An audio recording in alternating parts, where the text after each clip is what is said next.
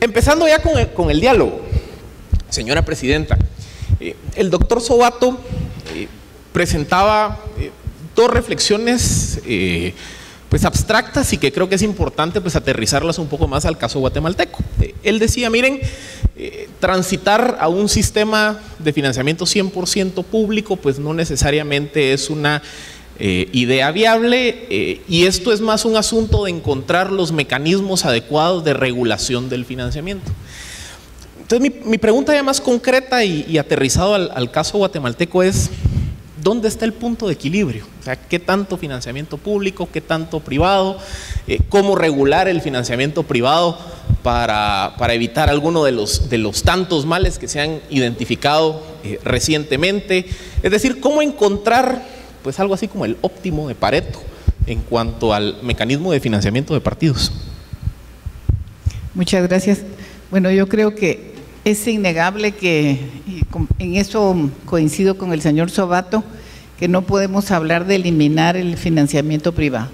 Ese siempre va a estar ahí presente, y por eso lo que realmente debemos hacer el énfasis es en regularlo de la manera más adecuada.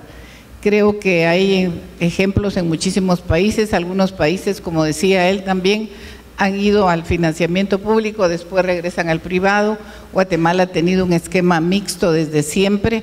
Yo creo que es necesario, posible y lo más aconsejable que continuemos en ese esquema, pero naturalmente con reglas claras, y en ese sentido pues yo tengo mucha fe en que con las últimas reformas que se lograron a la ley electoral y de partidos políticos podamos transitar hacia realmente una mejor forma de regular ese financiamiento privado. Yo creo que debe de tener un tope también, lo que está establecido en la ley, pero no, para mi criterio, no debe desaparecer. Muchísimas gracias, señora magistrada. Doctor Sobato, creo que una reflexión implícita que usted planteaba en su ponencia tiene que ver con la idea de una fase de transición, de un sistema de impunidad donde las cosas se hacían pues de una forma errada, sin cumplir las normas, a un sistema de legalidad. Creo que los aquí presentes estarán de acuerdo que justamente Guatemala vive esa fase de transición. ¿Qué nos recomendaría usted como país de cómo abordar esa fase de transición pues de una forma que permita que las coaliciones pro reformas institucionales se mantengan, se fortalezcan, que el esfuerzo de la lucha contra la corrupción siga siendo un elemento unificador de la sociedad? De la experiencia internacional, ¿qué nos puede aconsejar al caso guatemalteco? La experiencia comparada, hay un caso, y perdón que vuelva a poner Brasil sobre la mesa, pero creo que lo de Brasil es un fenómeno que tiene todos los aspectos positivos de aprendizaje que vale la pena tomar en cuenta, y a su vez todos los aspectos negativos que también vale la pena tomar en cuenta. Primero, Brasil tiene un sistema político excesivamente fragmentado, similar al de ustedes, pero mucho más. Más de 30 partidos políticos, 28 de ellos en el Congreso, con un sistema presidencial.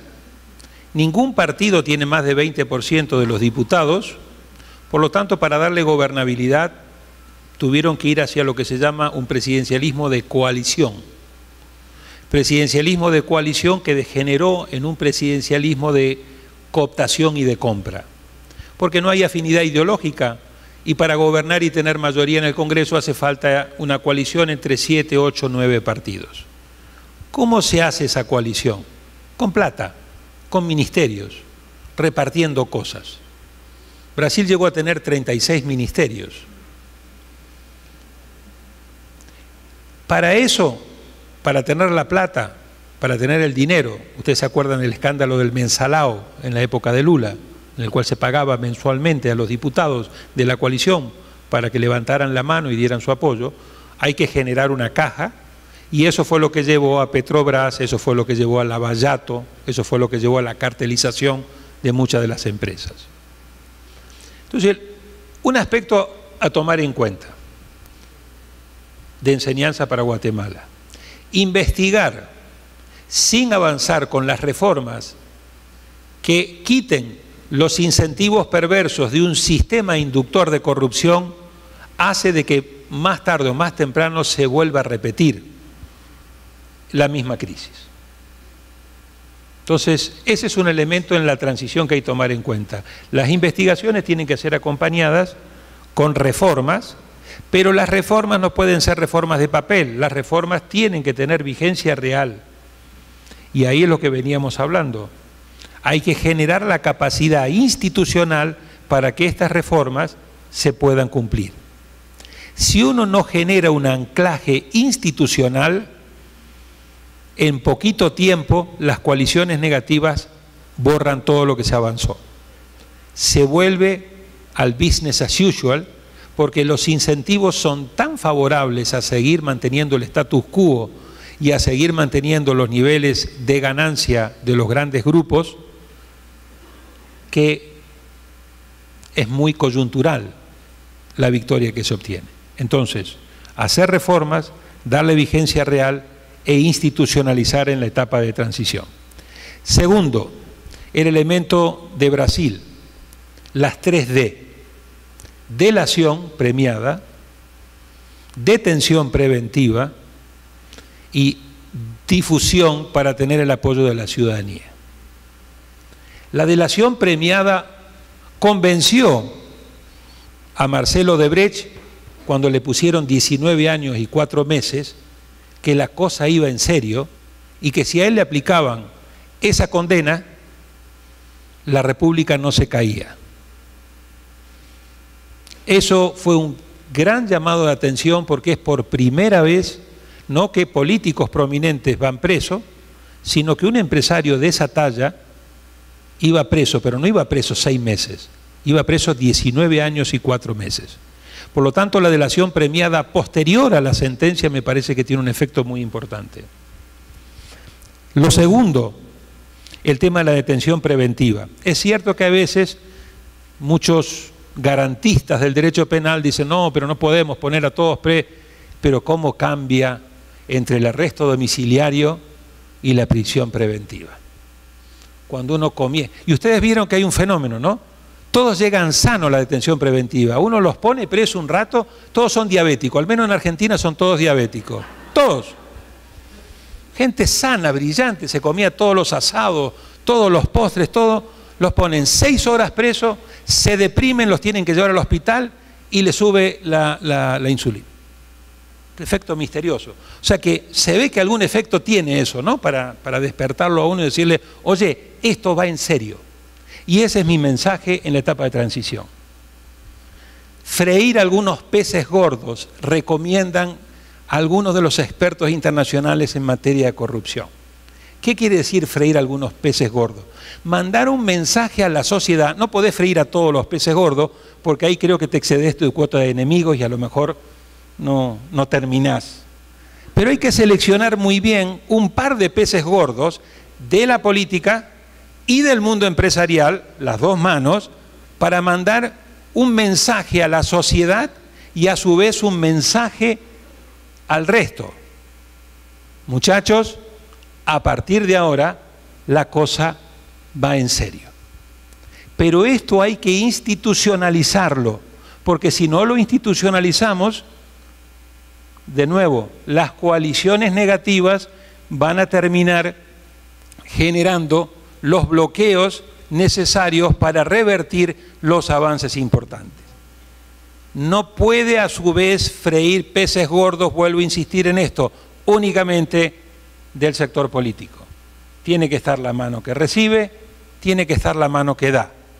Y no puede ser únicamente un contador de la empresa, porque sabemos cómo termina esto, ¿no? Siempre hay un responsable, un perejil le decimos en Argentina. Acá tiene que estar. Y de nuevo, no es criminalizar, es realmente mandar el mensaje a la sociedad que se va en serio.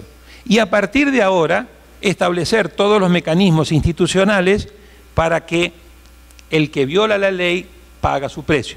Por eso digo, si no tienes a los candidatos y no tienes la posibilidad de anular las elecciones y que pierdan los cargos, los incentivos siguen siendo perversos. Porque en términos de Gary Becker, este famoso premio Nobel de Economía, los costos de oportunidad de violar la ley para maximizar la oportunidad de ganar siguen siendo más favorables a violar la ley que a cumplirla. Y ahí tenemos un problema de incentivos. La corrupción, y con esto termino, no es ni un tema religioso, ni un tema cultural, es un tema de cálculo económico. El tema de cálculo económico es qué posibilidades hay que me agarren, si me agarran, qué posibilidades hay que me condenen, y tercero, si me condenan, qué posibilidades hay de que tenga una pena menor, de que me pueda ir muy rápidamente acumulando lo que gané. En Argentina, un juicio contra corrupción demora promedio 14 años y solo el 4% de todos los juicios llegan a una sentencia que en muchos casos es una sentencia irrisoria. Ese es un perfecto, fantástico, maravilloso incentivo para seguir siendo corrupto, y eso es lo que tenemos que precisamente atacar. Señor comisionado, cuando hacemos un repaso pues, de los casos de financiamiento electoral ilícito de los últimos 2 años y medio, pues vemos que la dimensión del problema es bastante amplia. Y por dimensión hablo que así que encontramos casos que van desde anonimato en donaciones, utilización de fondos públicos para pagar campañas, utilización de estructuras fantasmas para canalizar por terceras vías donaciones de campaña, ingreso de dinero del crimen organizado en los partidos políticos, y así podemos seguir la lista de tantas y tantas materializaciones del fenómeno.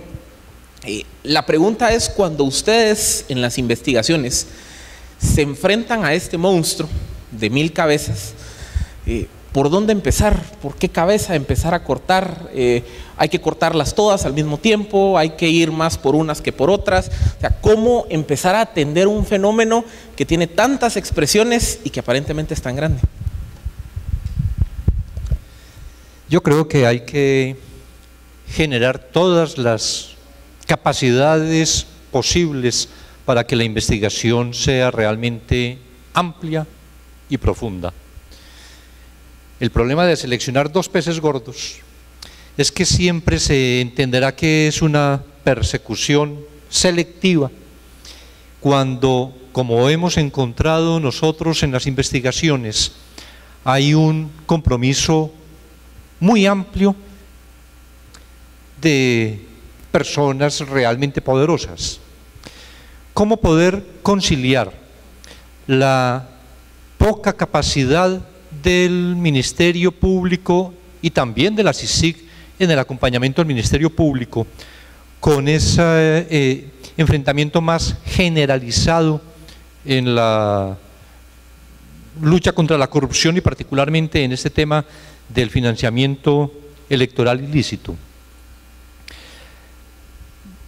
Hemos venido desarrollando, y se ve con las investigaciones de la manera como hemos podido adelantarlas, no obstante esa mayor ampliación en el objetivo. Hemos venido adelantando investigaciones que tienen que ver no solo con empresarios de la construcción, por ejemplo, sino también con empresarios de medios de comunicación, para hablar del caso de Albavisión, o hemos llegado a funcionarios de distintos niveles en la administración central, pero también en las municipalidades, o hemos encontrado, como recientemente con el antejuicio que presentamos respecto del alcalde Álvaro Arzú, de qué manera también los recursos de la municipalidad se invierten directamente en el pago de la publicidad política para la reelección del alcalde. Y en todo esto hemos podido realmente avanzar, tal vez por una circunstancia, y es que en la medida en que hemos avanzado en las investigaciones, hemos también adquirido mayores capacidades para lograr investigar una multiplicidad grande de actores. Es decir, ya no el tema de la investigación prácticamente de individuos, sino mucho más el tema de las estructuras y también en la definición de tipologías de investigación que permite casi como modelos calcados lo que vimos, por ejemplo, en uno de los temas que pone Philip de ejemplo, el de las empresas fantasmas. Casi que en todos los eventos de financiamiento electoral ilícito con esa modalidad actúan de la misma forma. Un privado que aparece supuestamente adquiriendo un bien o comprando un servicio a una empresa que en realidad no existe más que en el papel, y que luego esos recursos se canalizan hacia el político funcionario público además, que tiene el interés en la adquisición de esos recursos. Y con la definición, con la determinación en un primer evento, casi que en todos los otros eventos logramos encontrar el mismo comportamiento, y eso permite agilizar la investigación. Un problema concreto, real, con el que nos encontramos es a nivel de las municipalidades. En el último caso que presentamos en Quetzaltenango, relacionada con unas municipalidades de Huehuetenango, encontramos importante información en los allanamientos que se realizaron, que muestra que esta forma de operar estaba también, no era solo en temas de corrupción propiamente por la construcción o la contratación de obra pública, sino temas de corrupción en contratación de obra pública vinculada igualmente al financiamiento ilícito o a la participación en comisiones de alcaldes o diputados. Pero el problema grave que hay es que es un fenómeno que se presenta en casi todas las municipalidades de Guatemala, y el Ministerio Público no tiene la capacidad de respuesta, no tiene la capacidad material para poder investigar los 340 municipios del país. ¿Cómo lograr privilegiar en esos casos? Esa es una respuesta que todavía no hemos solucionado, porque tanto derecho tienen las poblaciones de Huehuetenango como las de San Marcos o las de Alta Verapaz o las de cualquier departamento del país a que estos fenómenos de corrupción se investiguen, como los de la capital del país. ¿Qué es lo que permitiría abarcar esa multiplicidad de corruptos vinculados al financiamiento electoral? Solo el incremento de la capacidad del Ministerio Público. Ahí casi que ni siquiera por el tema de definición de tipologías que agilizan investigación nos va a permitir llegar a un resultado tan amplio.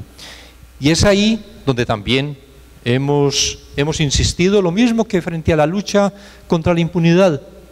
Mientras no se fortalezca la capacidad de respuesta del Ministerio Público y la capacidad de respuesta en general del sistema de justicia, estos son apenas casos, podrían ser casos emblemáticos, podrían significar mucho para algunas comunidades, pero no están afectando sustancialmente el fenómeno.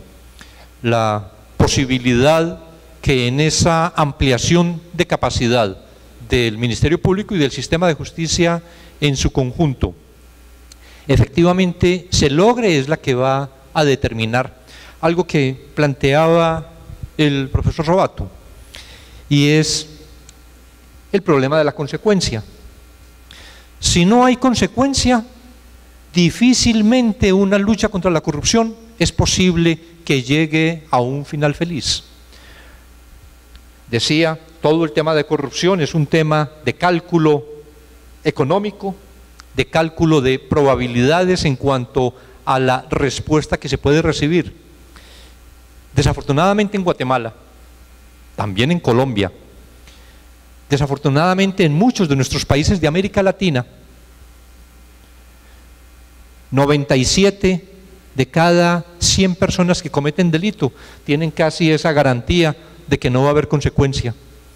Y eso naturalmente que fomenta la comisión de delitos. Doctor Sobato, hoy en la mañana le escuché una frase genial, que usted decía que el financiamiento privado es como el colesterol, que hay colesterol bueno y hay colesterol malo. Y entonces le voy a hacer la misma pregunta que le haría a mi doctor: ¿cómo hacemos para que en la medida de lo posible generar pues el diseño institucional, los marcos normativos o los incentivos para que tengamos más colesterol del bueno y que eliminemos el financiamiento sucio, ilícito, de la corrupción o que tiene un origen abiertamente criminal? A mí me gustaría, y esto es un debate que podemos tener después en otro momento, distinguir entre financiamiento, o mejor dicho, financiamiento privado legal, financiamiento privado ilegal y financiamiento privado ilícito. Me parece que tenemos que distinguir entre el ilegal y el ilícito. Para mí el financiamiento privado legal es aquel que da a aquellas personas que de acuerdo a la ley pueden hacer su contribución privada dentro de los límites económicos que están permitidos por la ley. Eso es un financiamiento privado, acorde con la ley.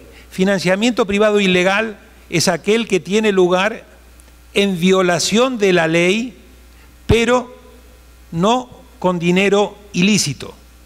Es decir, una empresa que tiene contrato con el Estado, que en principio no podría hacer un aporte, hace un aporte. O una persona que puede hacer un aporte que no podría aportar más de $10.000, hace un aporte por $20.000. El ilícito para mí es el financiamiento privado que proviene de fuentes como narcotráfico y crimen organizado, que además de ilegal es ilícito. Por lo tanto, todo lo ilícito es ilegal, pero no todo lo legal es ilícito. Entonces me parece que esa es una diferencia que puede ir ayudando a calibrar para después ir viendo los diferentes niveles de responsabilidad.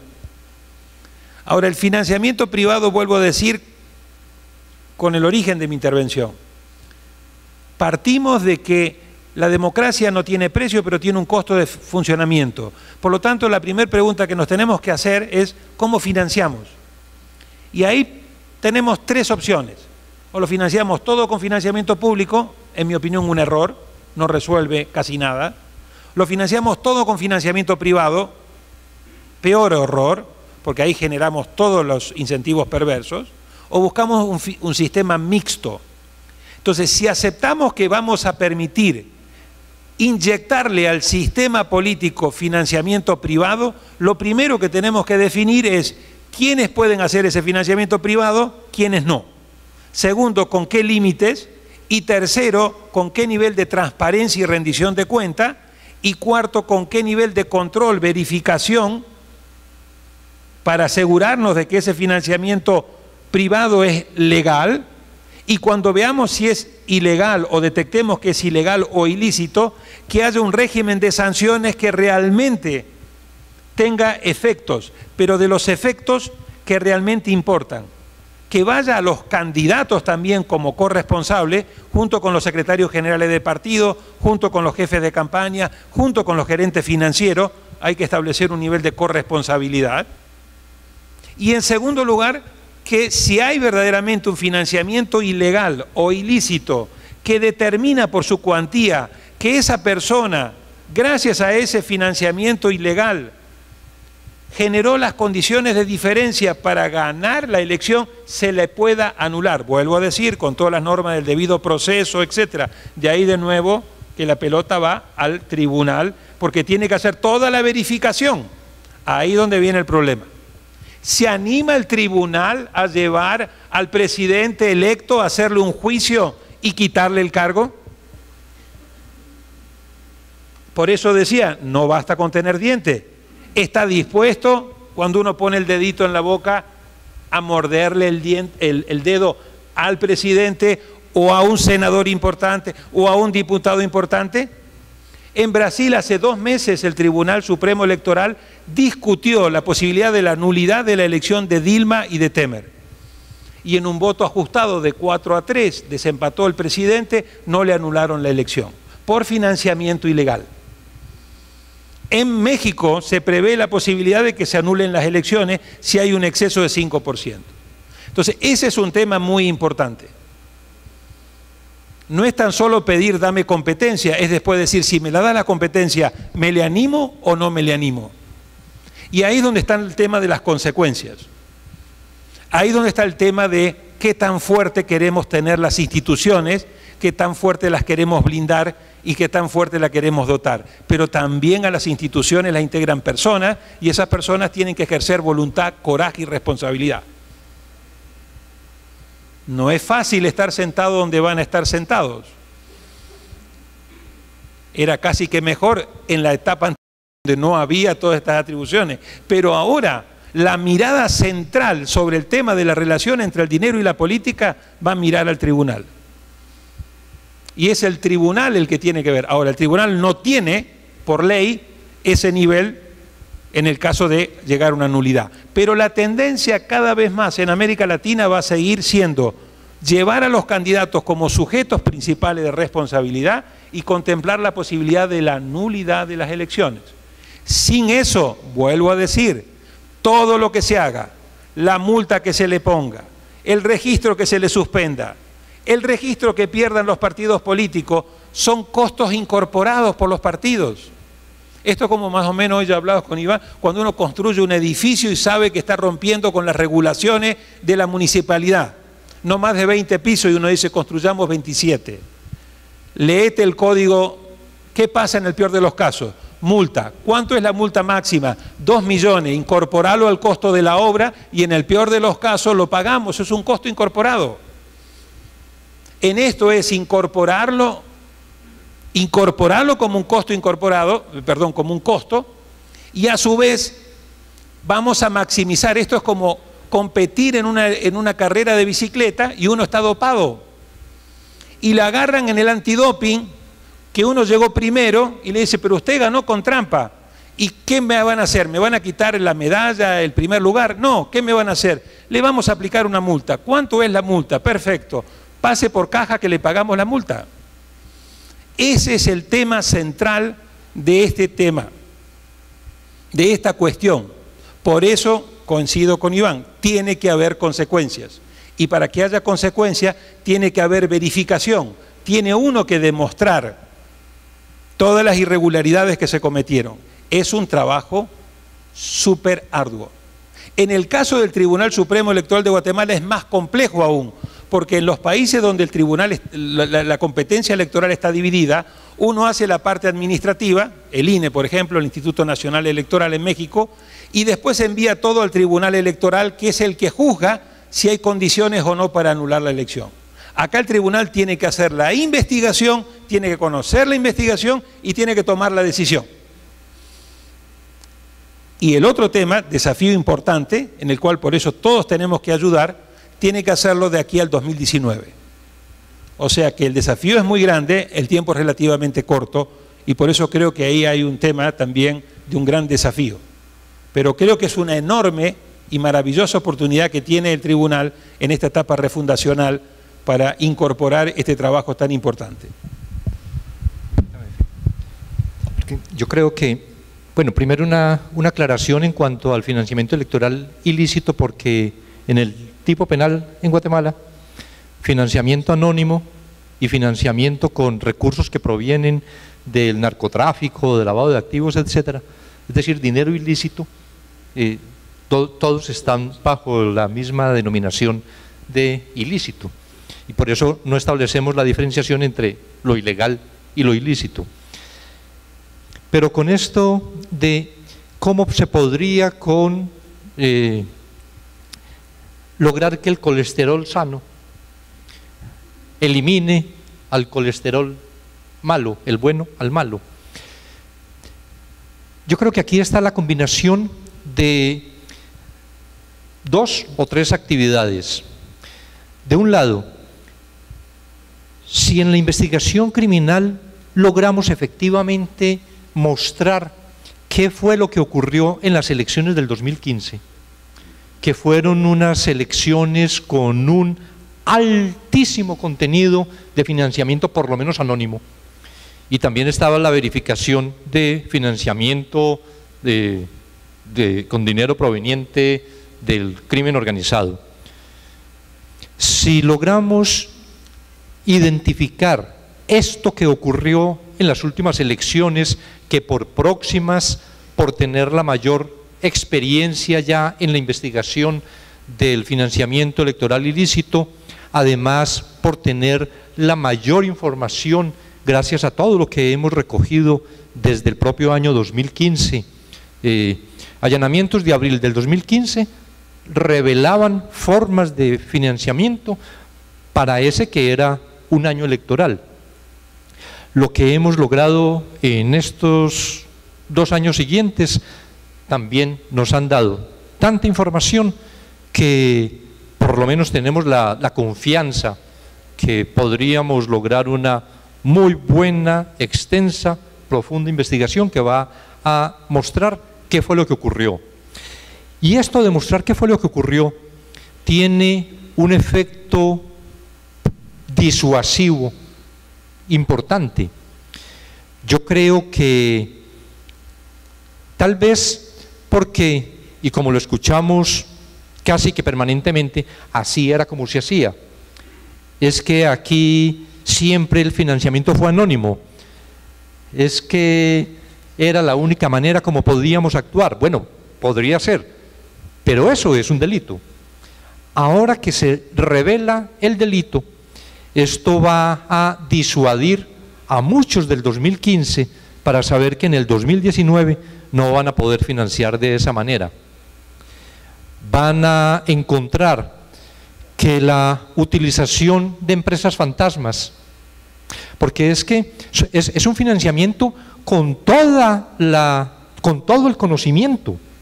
No es que yo le entregué 500,000 quetzales al candidato X y yo no tengo responsabilidad si él los declaró o no los declaró. No, en lo que hemos encontrado es, el candidato X me dice, o yo le digo que voy a aportar los 500,000 quetzales, entonces entréguelos a tal empresa y la empresa me va a dar recibo, me factura por unos servicios que realmente no recibo. Yo sé que estoy entregando 500,000 para financiar una campaña política, pero podría decirse, tengo hasta el descaro de tener un recibo para descontar igualmente de mis impuestos, porque son costos deducibles por la actividad productiva que estoy realizando en mi empresa, gracias a esa factura que también es falsa, por cuanto no he recibido ese servicio. Entonces, yo creo que eso va a ser muy importante como elemento disuasivo, pero además tenemos la gran confianza, y no es por seguir recargando la espalda del Tribunal Supremo Electoral, pero tenemos la gran confianza que la unidad de fiscalización del financiamiento sí vaya a operar efectivamente como una unidad de investigación, no solo de verificación, que es casi como una función notarial en la que se presentan unas cuentas y se va chequeando. Yo creo que ahora, con esta posibilidad y las capacidades que la unidad de fiscalización va a adquirir, la revisión del origen del dinero y del destino del dinero va a poder hacerse muy bien. Y entonces eso va a empezar a permitir que el cuerpo sane. Y si hay de pronto algunos que todavía creen que es posible seguir haciendo las trampas, ahí está el Ministerio Público, que va entonces a investigar los delitos que gracias a la actividad de fiscalización efectiva del Tribunal Supremo Electoral va a tener el conocimiento. Entonces, yo tengo realmente una gran esperanza en que con la conjugación de estos tres elementos, de las investigaciones actuales, de la gran capacidad que va a tener el Tribunal Supremo Electoral y de la respuesta también desde el Ministerio Público, el 2019 va a ser un año de elecciones mucho más transparentes de las que se han producido en el pasado. Magistrada Presidenta, el doctor Sobato decía que ahorita se viene un periodo en el cual pues se le otorgaron dientes al Tribunal Supremo Electoral y toda la ciudadanía está volteando a ver cómo va a utilizar esos dientes. Y el señor comisionado pues decía, no se trata de cargarles más la espalda en el trabajo. Pues solo para contarles un poquito y para que vean que ya están bajo los ojos ciudadanos. Recibí 34 preguntas y de esas 34 preguntas, 23 están relacionadas con la reforma electoral del año 2016 y que creo que eso también habla muy bien de que la preocupación de los guatemaltecos es ver hacia adelante en el sentido de qué vamos a hacer para que no se repitan los males del pasado. Y entonces le voy a resumir las 20 y tantas preguntas que recibí. Básicamente las preguntas van desde cómo va la implementación de la unidad de control y fiscalización del financiamiento. Si usted cree que con las reformas del año 2016 pues se cierran los espacios que de alguna u otra forma facilitaron muchas de las actuaciones ilícitas de los últimos años, y si usted cree que ahora el Tribunal Supremo Electoral ya cuenta con las suficientes herramientas y los suficientes mecanismos para hacer efectivo pues no solo el control de las finanzas del partido desde una perspectiva de auditoría, sino los cruces de información, la verificación en el terreno, es decir, si de verdad con lo que se aprobó en el 2016 ya tienen suficiente material de trabajo para empezar a cerrar un poco las ventanas abiertas. Muchas gracias. Bueno, antes que de entrar directamente en el resumen de las 34 preguntas, solamente quería hacerle alguna puntualización al señor Sobato. Nosotros aquí ya anulamos elecciones, le comento, anulamos elecciones de varias alcaldías. Sin embargo, el nombre de Tribunal Supremo Electoral a veces nos queda un poquito como grande, porque la realidad es que nosotros tenemos dos instancias arriba de nosotros. Todos esos alcaldes que nosotros habíamos anulado la elección y no les habíamos adjudicado, en este momento, después de haber presentado amparo ante la Corte Suprema y la de Constitucionalidad, los están restituyendo uno por uno. Entonces, eso solo para darle una idea también de la complejidad de nuestro trabajo, en el sentido de que no hemos podido avanzar en realmente que haya esa jurisdicción electoral que termine con nuestros fallos. Tenemos pues esa problemática. Ahora ya entrando al resumen de las 34 preguntas que dice Philip, en primer lugar yo creo que es bueno hacer una acotación que desde el año 2006 no se había logrado una reforma. Y la reforma que se logró mediante el decreto 26/2016 realmente fue una reforma que se logró por la presión ciudadana que hubo en el año 2015. Si no hubieran habido las movilizaciones del año 2015, probablemente el Congreso de la República no se hubiera visto obligado a promulgar esas reformas. Creo que son unas buenas reformas de manera general, creo que se avanzó. Por ejemplo, se avanzó un poco en el tema de democratización interna de los partidos políticos, aunque no al nivel de lo que nosotros habíamos presentado. Yo creo que eso también está bien. Se avanzó un poco en ciertos ajustes que nosotros hacíamos ahí para ir fortaleciendo técnicamente al tribunal, y lo que quizás es más sustantivo es el nuevo régimen de fiscalización y el nuevo régimen de medios. Para finalizar también, digamos, el calendario electoral se cambió. Era un problema de que siempre había muchas lluvias para el tiempo de las elecciones. En esto nos basamos mucho en la experiencia del magistrado Solórzano, que que usted debe haber conocido incluso desde los tiempos del doctor Gerbruger, ¿verdad? Él ha ido observando ciertas cuestiones que nos hicieron cambiar el calendario electoral, lo cual creo que también es bueno. Y además, otra cuestión que era bastante débil y que nos fue bastante notoria desde que iniciamos nuestro mandato en el año 2014, es que realmente las sanciones que tenía contemplada la ley eran verdaderamente risibles en comparación con ese crecimiento exponencial del dinero en las campañas políticas. Ahora tenemos pues un régimen de sanciones mucho mejor, más ajustado, más real, con sanciones sustantivas. Sin embargo, tal y como decía usted y nos deja con esa inquietud, ahora se debe de ir cambiando también no solamente a lo punitivo, sino idear otro tipo de mecanismos. En cuanto a la implementación del régimen de fiscalización y del régimen de medios, vamos avanzando, vamos trabajando. Acá con nosotros está precisamente el auditor Giovanni, que es quien nos acompaña en esa unidad.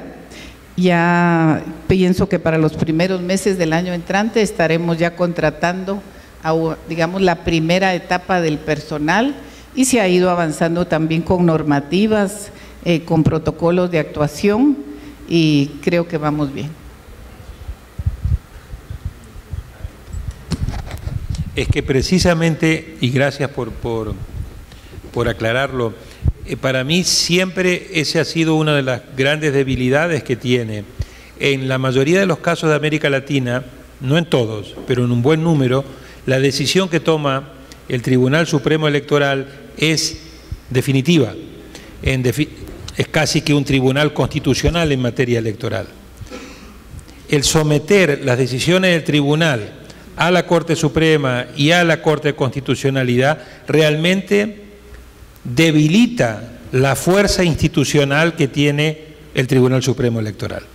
Entonces tiene dos instancias que debilitan fuertemente. Por eso decía que no tienen ustedes la capacidad de tener la última palabra, como está en Uruguay, como está en el caso de México, como en muchos otros países, donde la decisión que se toma en la instancia electoral es de cierre definitivo. No es así en el caso de Colombia, que tiene Consejo de Estado, etcétera.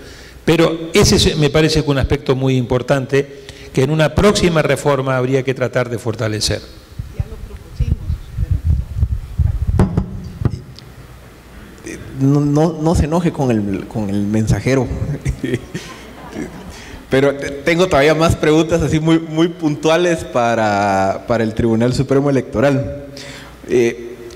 Hay una pregunta que, bueno, hay tres preguntas en realidad que están asociadas al tema del control de financiamiento de las campañas municipales, y básicamente las tres van un poco en la misma línea, que dice si controlar el financiamiento a nivel nacional de los partidos políticos ha sido tan difícil, ¿cuál va a ser la capacidad operativa efectiva del Tribunal Supremo Electoral para ir a los 340 municipios en donde las prácticas son todavía más informales?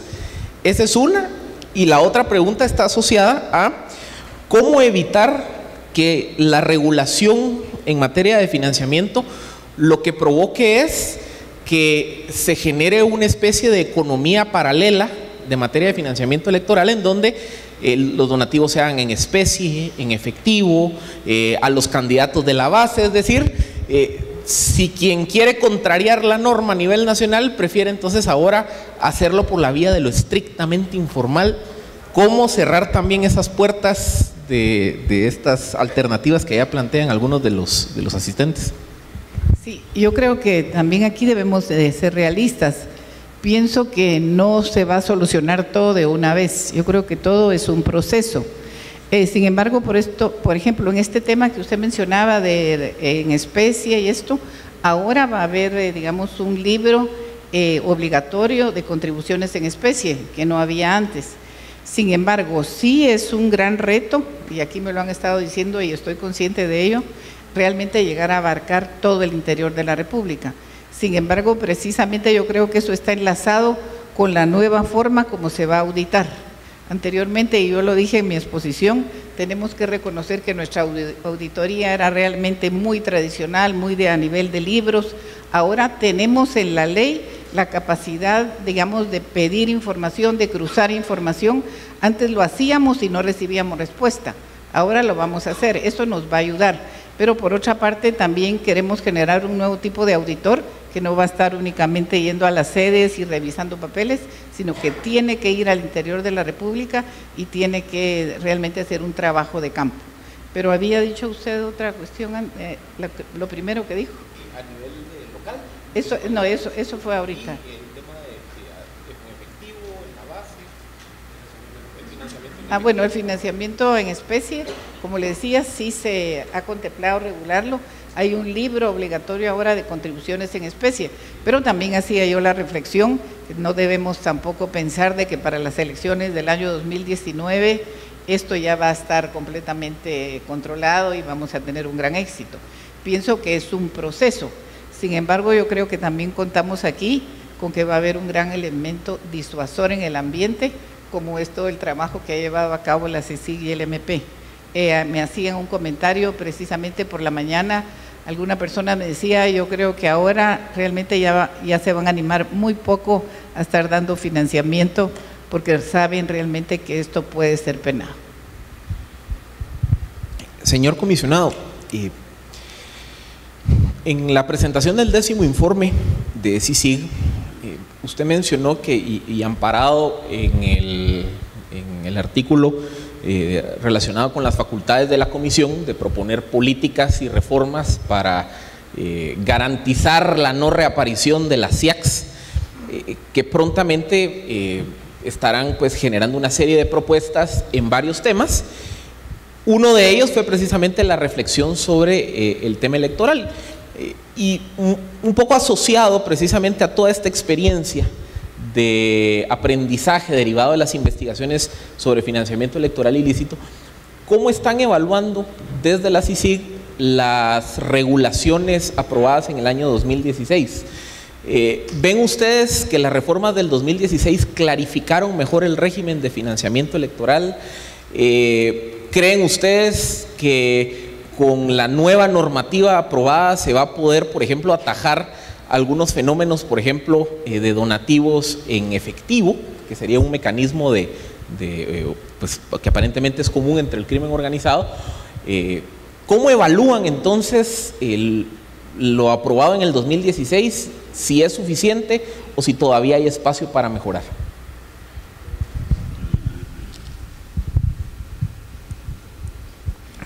Tal vez nunca es suficiente, pero sí significa un avance, como decía la magistrada.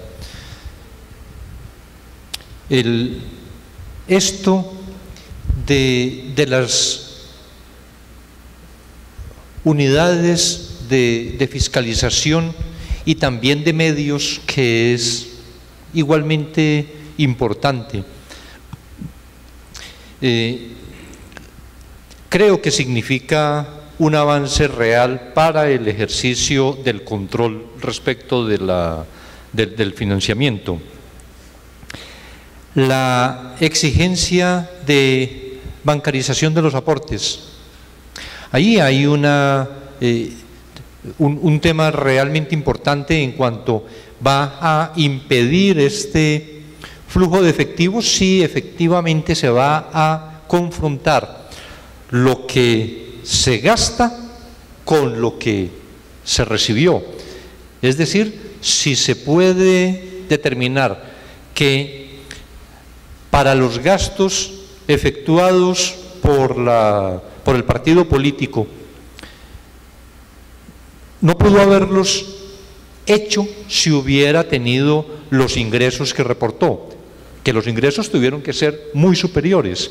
A esto ayuda bastante en la determinación, lo que decía de la bancarización. Hay un problema, pero en eso sí la magistrada presidenta del tribunal, dada la actividad que viene desarrollando precisamente con los bancos, en una dificultad que esa disposición efectivamente se cumpla por una circunstancia, Y en eso, inclusive hasta para la socialización, podría ser conveniente que la magistrada en un momento nos pudiera precisar. Pero una circunstancia: los bancos, como son personas políticamente expuestas, los famosos PEPs, entonces muchos se han negado o han establecido tantas condiciones para la apertura de cuentas por los partidos políticos que en este momento no hay como una luz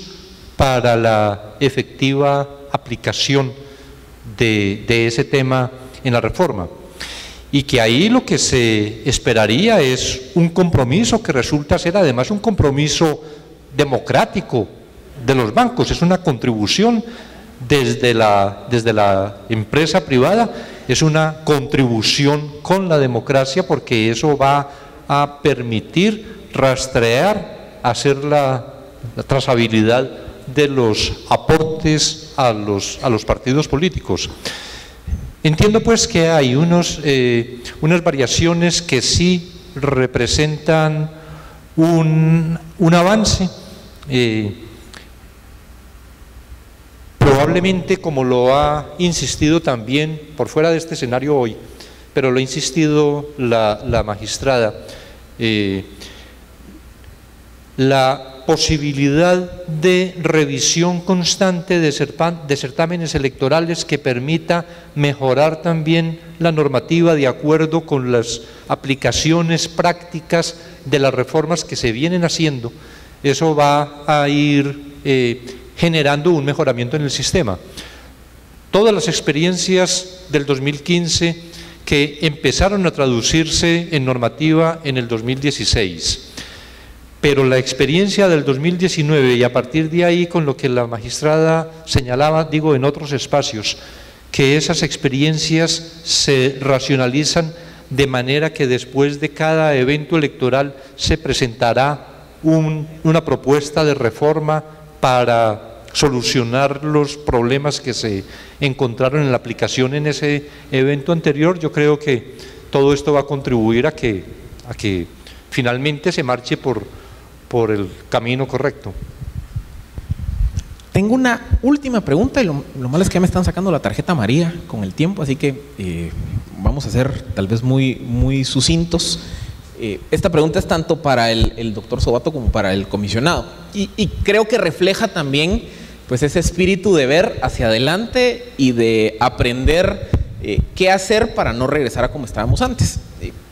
Hay una frase que siempre me ha gustado a mí en el sentido de que la transparencia pues ayuda a combatir la corrupción, pero no necesariamente la elimina. O sea, se puede ser transparentemente corrupto. Y sobre esa línea, puede, y estas varias preguntas van en esa línea, puede que yo en la siguiente campaña pues cumpla las normas, los requisitos, lo haga de forma transparente, mi donativo quede registrado y demás. ¿Cómo evitar lo que el doctor Sobato decía, de que siendo yo financista que cumplí con las normas, igual el día de mañana yo voy a pedir favores, negocios, contratos, exenciones, etcétera, etcétera, etcétera? Es decir, a ver, ya que estamos hablando de lo que se ha hecho y de lo que estamos mejorando en cuanto a las formas y a la sustancia del financiamiento, ¿cómo ver el siguiente paso o el siguiente escalafón? Que es, ok, igual yo doné, ¿cómo evitar entonces que ese donativo se convierta en un favor, una dádiva, un tráfico de influencias? ¿Qué se puede hacer en segunda instancia? Yo estoy preocupado porque veo que hay tres grupos en la audiencia. Unos que ya se fueron, unos que se han quedado dormidos y otros que están exhaustos. Así que vamos a tratar de ser bien breves. Tres cosas que me parecen importantes. Uno, la tecnología está cambiando y va a cambiar todo este juego. Entonces, ese es un aspecto que hay que tomar en cuenta. Por ejemplo, buscando el modelo en México, con bancarización, contabilidad en línea, registro de proveedores, hoy es muy difícil y cada vez va a ser más difícil con el apoyo de la tecnología escapar a todo este tema de trazabilidad. con la doble fuente de información, que el que da un aporte tiene que informar a la autoridad electoral que hizo el aporte, el que recibe el aporte tiene que informar, todos los que son información cruzada. El otro aspecto muy importante, diseñar un modelo único, un tipo, formato único para poder mantener esa contabilidad en línea, con inteligencia artificial. No estoy hablando de ciencia ficción, es algo que ya existe. En poquito tiempo, todos estos informes pueden ser analizados, detectados. Es decir, hay que ver a la tecnología como un aliado estratégico en este aspecto, y yo creo que la unidad de fiscalización y de control y de investigación tiene que poner fuerte énfasis. Ya hay muchos modelos que están muy bien probados en la región, donde se puede eliminar la curva de aprendizaje y se pueden adaptar, no adoptar, pero adaptar a la realidad guatemalteca. Ahora, hay un tema central que tiene que ver con no solamente reclutar el equipo, hay que formarlo, hay que capacitarlo, hay que darle rango, vuelvo a insistir, en mi opinión, respetuosamente, no lo pongan demasiado abajo, pónganlo lo más alto que puedan. Esta es una unidad estratégica, es una fuerza de choque. Si la ponen que informe, o sea, si la ponen demasiado bajo en el organigrama, tiene que reportar directamente al Pleno. Es información estratégica la que va a estar proporcionando. Este es otro elemento que me parece importante. ¿Y cómo se le da estabilidad a ese equipo? Los magistrados van y vienen. Lo que hay que hacer es institucionalizar estas unidades, generar cuerpo y mantener estabilidad. Ese es un aspecto que me parece importantísimo. Segundo, con el tema de transparencia. La transparencia no es un fin en sí mismo. La integridad y la probidad son fines. La transparencia es un instrumento, es un mecanismo, es un arma para garantizar integridad y probidad. Y por lo tanto la transparencia, de nuevo, con el auxilio de la tecnología, es mucho lo que se puede cada vez más investigar y profundizar en materia de transparencia. En materia de donaciones, nunca va a faltar aquel que le da dinero a un político para después tratar de buscar acceso. Ustedes se acuerdan una práctica muy común en la época de Clinton, que usaban prácticamente la Casa Blanca como un petit hotel, donde diferentes hombres de negocios se hospedaban en diferentes suites, en la suite Lincoln o en la suite Washington, etcétera, hacían su contribución y después se llevaban o una embajada. O sea, eso existe y va a seguir existiendo. Es el do des inventado por los latinos, doy para que me des. Por eso el tema tiene que ser de contribuciones no demasiado altas para que el nivel de impacto y de extorsión no sea tan sensible. Está cada vez más la campaña de Obama, la campaña de Trump, han utilizado el crowdfunding. Cada vez más está el tema de las contribuciones pequeñas, $5, $3, $10, $20, utilizando tecnología, utilizando los celulares, utilizando las tarjetas de crédito, utilizando Facebook. Eso para mí es el colesterol bueno, porque implica que tienes una enorme conectividad con la gente, gente que cree de que tu propuesta vale la pena, de que es importante que llegues al gobierno, y entonces está dispuesto a darte $3, $5, $10, desgravaciones impositivas para contribuciones pequeñas. Hay que estimular el mayor número posible de contribuciones pequeñas y desestimular el mayor número posible de pocas contribuciones, pero de alto monto. ¿Cómo después se combate el tema? A través de las declaraciones juradas de tráfico de influencia y de conflictos de interés. Por eso nosotros decimos de que el tema del financiamiento político no puede quedar reducido a garantizar la integridad del sistema electoral, sino que tiene que garantizar la integridad del sistema político en su conjunto. Y además de las cuestiones en materia de financiamiento, tienen que venir todas las otras medidas que yo les mencioné, de lucha contra la corrupción, de tráfico de influencia y de conflictos de interés. Solamente así, lo cual requiere una muy importante cooperación interinstitucional, que ya se planteó aquí. Esto no es una tarea donde se puede dejar al tribunal para que haga toda la pega solo. Esto implica que esa cooperación interinstitucional, si no se cumple, tiene que ser exigida y el tribunal tiene que tener los mecanismos para obligarlo. Igualmente el tribunal tiene que tener los mecanismos para obligar a los bancos, aunque sea la banca privada, para que haga las aperturas de cuentas. porque sin eso no hay bancarización. Lo mismo que el secreto bancario, que no debe jugar en este tipo de investigación, el tema del secreto tributario, que no... O sea, todos esos son obstáculos que el sistema le va a seguir poniendo a las reformas para seguir manteniendo el status quo. Por lo tanto, es un proceso, como bien dice la presidenta, por aproximaciones sucesivas, sin perjuicio de que en algunos momentos va a haber retrocesos, pero creo que están dadas las condiciones para dotar al tribunal y empoderar al tribunal para que éste tenga las atribuciones necesarias para exigir. Porque si lo dejas al tribunal solo, sin cruzarle la información, sin enviarle esa información en tiempo y en forma, y sin hacerle la apertura de las cuentas, realmente la reforma del 2016 va a quedar muy disminuida o muy comprometida. Pues solo para agregar algo, de acuerdo con todo lo expuesto por el profesor Sobato, pero un tema que se ha venido planteando en estos días en el país, y es el establecimiento de la inhabilidad para contratar. Naturalmente está la gran dificultad, y entonces ¿quién va a financiar si no va a recibir nada a cambio? Pero es que vamos a tomar la palabra de los financistas, que están es por proteger la democracia, no por hacer negocios. Entonces, la posibilidad de establecer, o con algunos límites, o con alguna regulación específica, pero de establecer inhabilidades para contratar, que es anticiparse a ese conflicto de intereses. De manera que el financista no va a recibir un favor de vuelta del financiado cuando tenga el poder al que buscó, o cuando resultó pues electo en el cargo que estaba aspirando. Hay una fórmula que distingue entre contribuciones anónimas y contribuciones reservadas. Las contribuciones anónimas son aquellas que alguien da y que no se sabe quién es, y que le recibe directamente el partido.